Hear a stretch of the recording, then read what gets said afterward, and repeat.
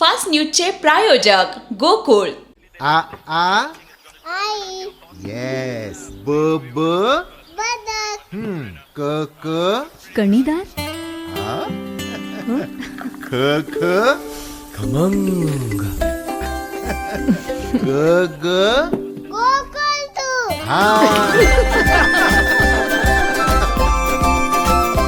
अगदी घरच्यासारखं. कणीदार, खमंग म्हणजेच गोकुळ तूप. यूट्यूबवर माफी मागा, समय रैनासह चौघांना सर्वोच्च न्यायालयानं फटकारलं.